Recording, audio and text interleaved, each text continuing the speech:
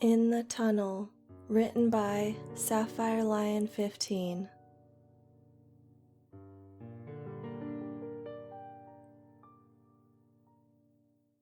There it is, Mr. Everwood said, the Freckman Tunnel. I gazed out at it. The reason for our 40-minute cart ride was an old, dilapidated train tunnel. The railroad tracks that led through it had been undisturbed for years. Weeds and other plants grew between the planks, and the planks themselves were rotting away. The tunnel itself seemed 10 minutes from collapsing. Even without the local legends calling the tunnel haunted, I still would have felt uneasy going in. So what did the call say again? Everwood and I were rangers for the Freckman National Forest. Considering how many tourists showed up every year, we were basically babysitters. I could tell you horror story after horror story about people who almost burned down their campsite, sank their canoe, or angered a bear simply because they refused to admit that they didn't know what they were doing. But every now and then, someone would find themselves hopelessly lost, and it was the ranger's job to get them back to safety.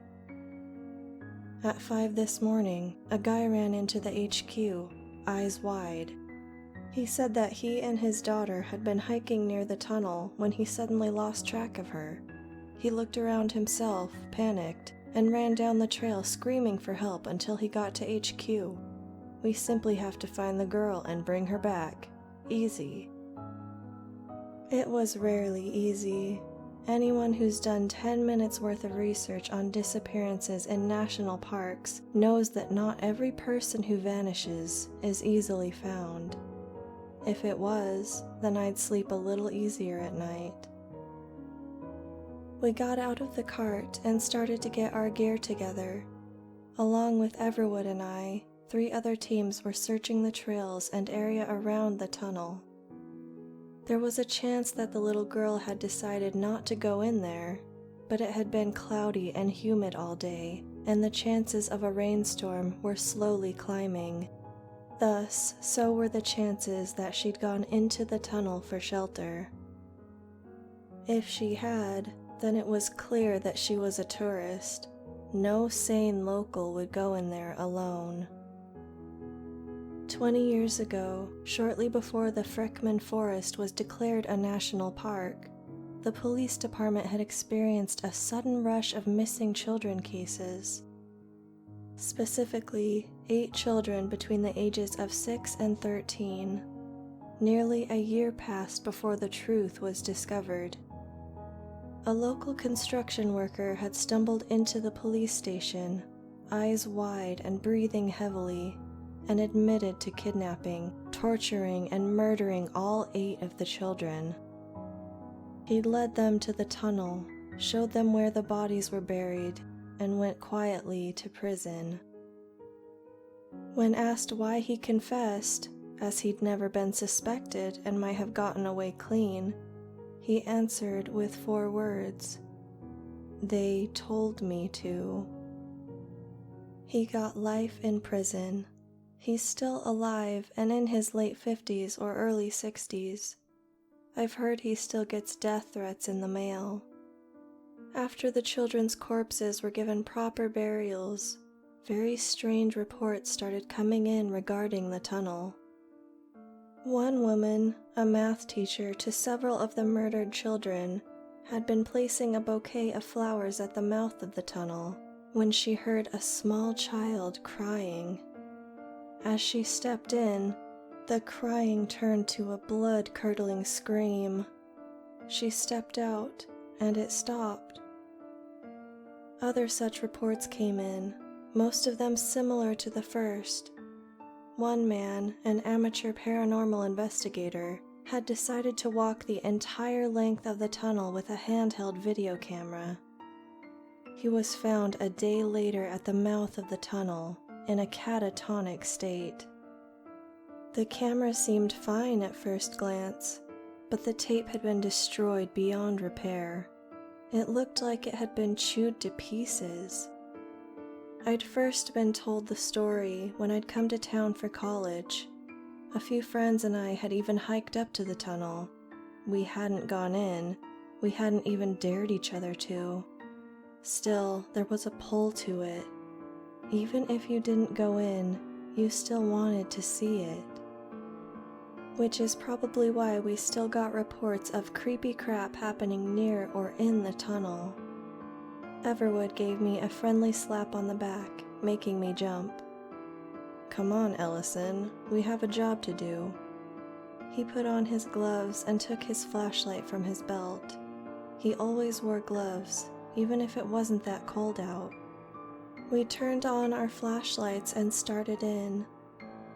The tunnel is only about a mile long and cuts straight through the Freckman Mountain, which is more like a rocky hill than a mountain. You can actually see the other end of the tunnel from the opening. Still, it's incredibly dark in there, and the odd placement of the tunnel mouths mean that the wind rarely blows through.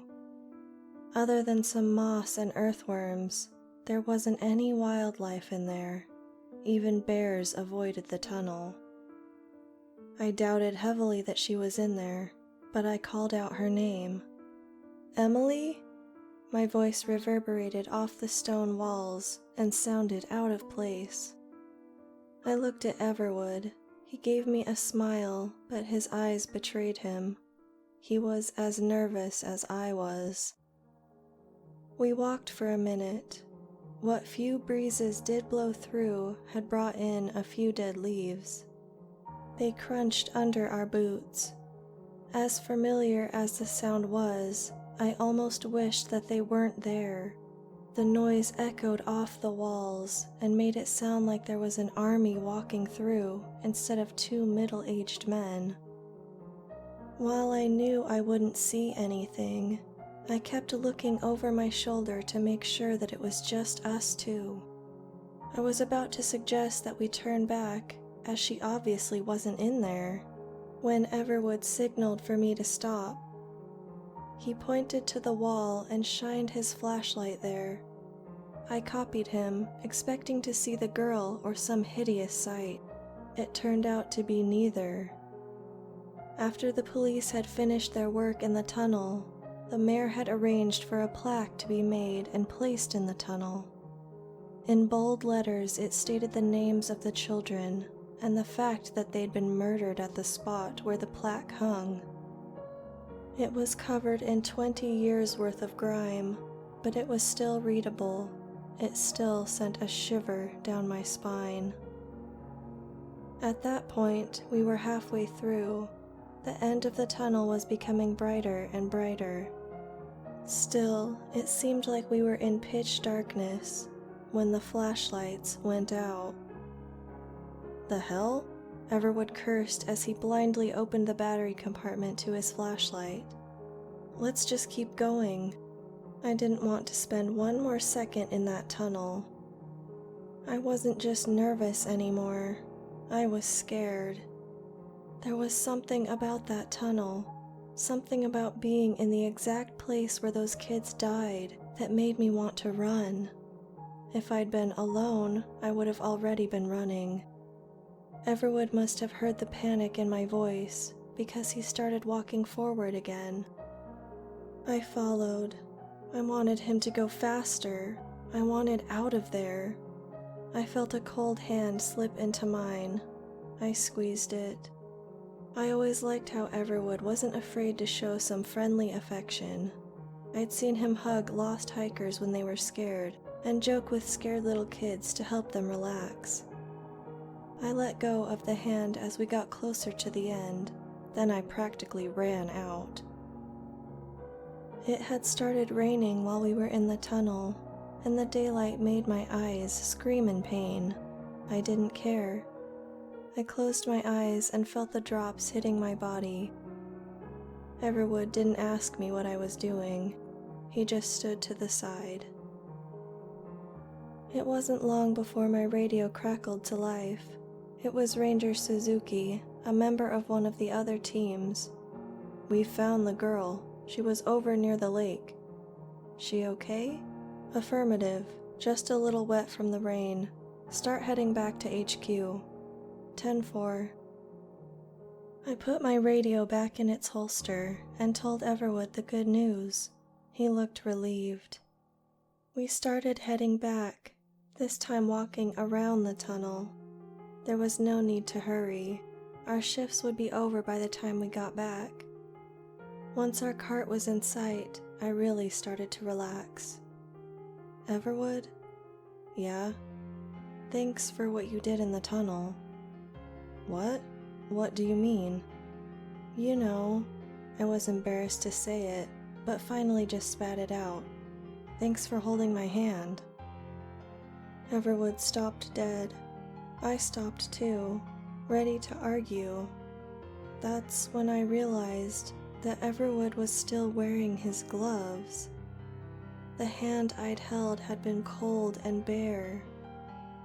We looked at each other in pure terror, then broke into a run for our cart.